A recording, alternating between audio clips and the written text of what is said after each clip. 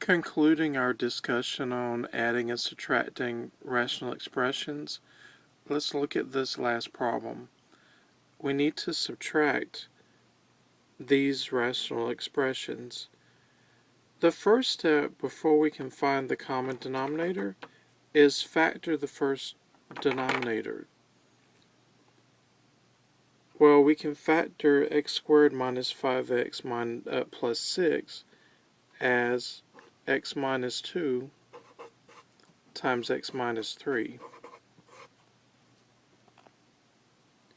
And actually, that is going to be our common denominator.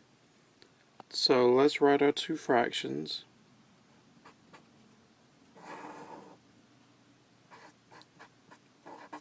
With the least common denominator.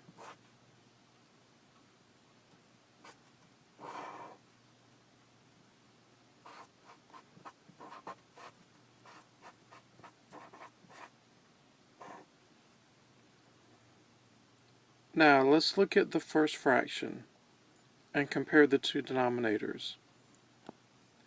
Is there anything missing from the original denominator to the common denominator? No, nothing is missing that we have to fill in, so just bring down the 3x plus 7. In the second fraction, we'll go ahead and bring down the 3. And again, let's compare the two denominators. What is missing?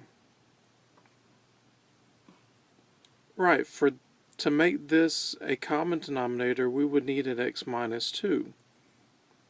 So to balance out the fraction, multiply the 3 also by x minus 2.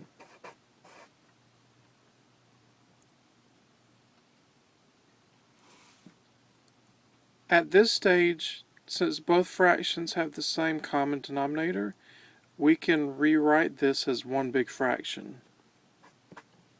So we have 3x plus 7. And careful right here, we have a negative sign, so that's going to change all the signs here in the second part. So we have a negative 3x. And a negative 3 times a negative 2 will give us a positive 6. So please again watch your signs.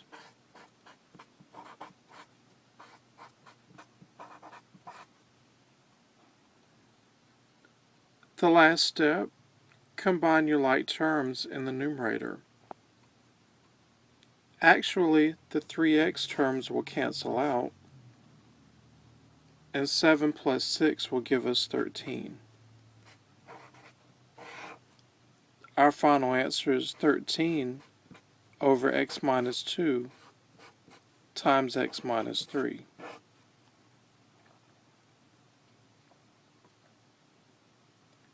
If you need to factor something, whether just taking out a regular GCF, factoring by difference of two squares, or as we did up here, factoring a regular trinomial, factor first, if possible, before you determine the least common denominator. This concludes our discussion on adding and subtracting rational expressions. In the next video, we will examine how to solve a rational equation.